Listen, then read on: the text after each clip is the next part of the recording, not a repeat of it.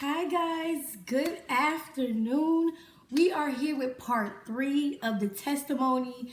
We have a special guest, and Hi guys. I mentioned this guest in the previous testimony. Some of you may know, some of you may not know, but this is my sister, Clay. Woo! And that is my blood transplant donor. So this is my donor, my sickle for the sickle cell transplant that I told you guys about.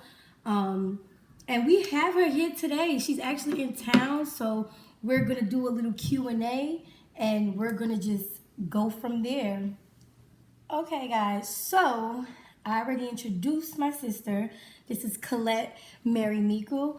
And right now, we're just going to get into it. We're going to get into her experience with the whole experience. So everybody has a side to this, and I really feel like it's important for her to have her testimony in terms of, people getting to understand what she had to go through as well.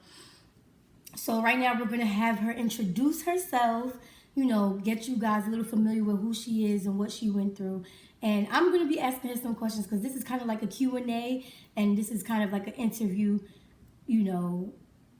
on her, I guess, whole spiel. So let's just get into it. And let's start by, getting familiar with you. So, introduce yourself. Who are you? Hi everyone. I am Colette Maramiku, and as you all know, I am Olivia's sister, and I have donated my blood to her. And how old are you? Where are you from? So I'm 19 years old, and I'm from Irvington, New Jersey. Okay, so let's just get into it. We don't have to do the long talk because I don't want this video to be as long as the first two. So let's just get into it. Let's have fun with this one, actually. Let's start with, how did you, explain your process from the beginning to end. So how did you feel the day you had to walk in and sign paperwork or just get familiar with the process? How did you feel at that moment? Not when you had to lay down on the operation bed, but how did you feel?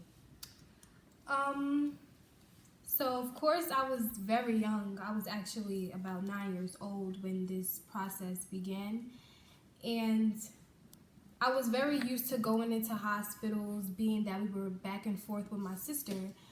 So when everything was starting to occur and I had to give the confirmation of if I'm allowed to do this procedure, donate my blood to my sister, like I said, I was 9 and I was young, so it didn't seem like, oh my gosh, like this is scary, but I was a little nervous. It was more so I don't know what's going on. I didn't fully know what was going on, but being that it was for my sister, when I got asked the question, do you wish to perform this procedure?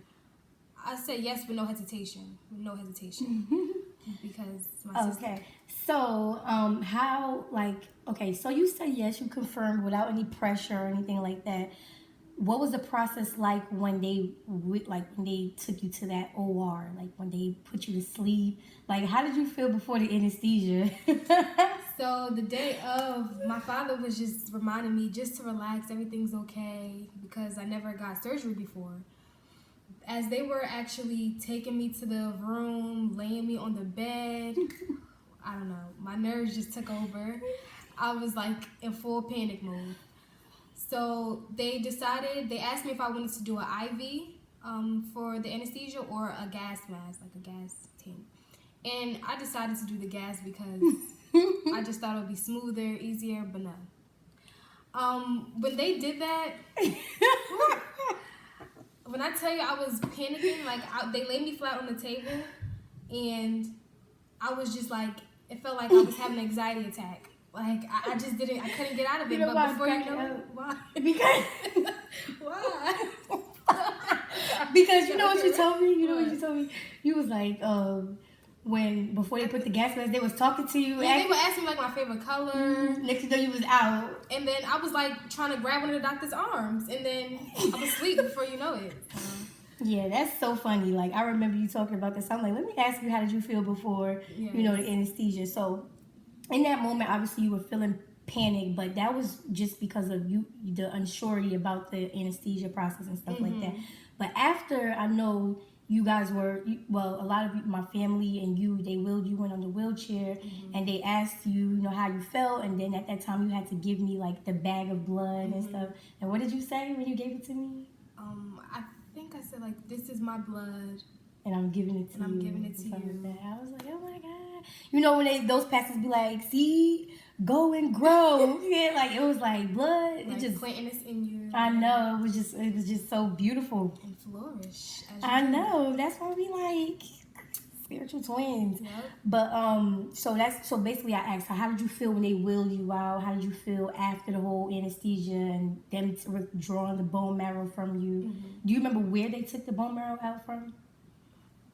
Like in my lower back area. Okay. So like right close to it's by my spine, but it's the lower back area. Okay. How did you feel after? I know you were in the wheelchair. Yeah, after I felt a little weak, but I was still like, I think I just need to drink like juice, a lot of fluids to keep me, you know, hydrated and active. But I was very weak. Also, it was kind of frustrating because I understand the procedure my sister went through, but then I was 9, so I felt like I just went through something too, thinking it was like really, it is big, don't get me wrong, let me not downplay it, but I was just like, okay, but everybody's attention was focused on my sister because she was still in full recovery mode, and like my recovery wasn't that long, it was quick. So it was kind of like, I'm going through something too. That's why I said this is your testimony as well. Because, you know, I went through the process, but you also contributed to the process. So we both have testimonies. Because a lot of people don't know, yes, I went through, I had the disease and it's been taken away. But at the same time, if it wasn't for her, I would still be living with the disease. And at the same time, like, I just don't know how things would have went. So in her own right, she is a hero in her own right. So she deserves the same amount of accolades or the same amount of congratulations and everything, because she went through it. She went through a process too that deserves, you know, a round of applause. So give her a round of applause because she's a hero. And we're gonna just get into it. So how old were you at the time? You said you were 9 or something like that, right? Yes, I was 9 years old. So why is this so important to you? Like, how is it important to you, and why is it important to love the people around you and really care unconditionally about the people around you? So this is very important to me because now I'm actually in the health field. Like, my major is about health, and I've been witnessing a lot of people with this same disease, and it's very rare to come out positive and have everything, you know, the procedure smooth and actually still be living. So it just was like an eye-opener. I don't know, it really taught me to love people around you because you just never know what can happen. Exactly. And yes. And what are your thoughts on, like, me being born the second and then you being the last born to mommy, and then like you being a perfect match? Like, how does that like make you feel in your mind? Like, it's crazy because I really think about this all the time, but it's just like I can't put my finger on it because it's just God's work. Exactly. He did everything for a reason, and he set it out like that for things to happen. Exactly. And Daddy told me that before she passed away, that she prayed for, like, if I give a birth, to just let this child just be a match. And it's just so crazy because, yeah, Daddy told me this when he, you know, when he saw the first part 1 and part 2. So he was just like, you know, moved by it. So we're not going to take up too much of you guys' time. This is Colette, Mary Miku. Follow her on Instagram. Shout out. Go ahead. What's your Instagram? My Instagram is KILLAA.C, Killer C, but soon it will change. And she's coming out with some good stuff. I'm going to give her time to, you know, work on it before she now puts her ideas and stuff out there.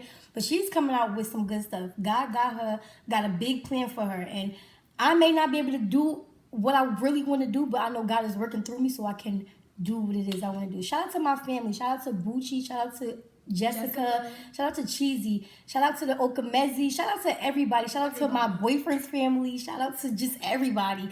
I love y'all. We love you guys, and we just want you guys to stay tuned because it's more to come. And we're not gonna waste somebody. I gotta cut that part out. We're not gonna waste too much time. And I just want you guys to enjoy your day. Have fun. Thank you. Stay tuned.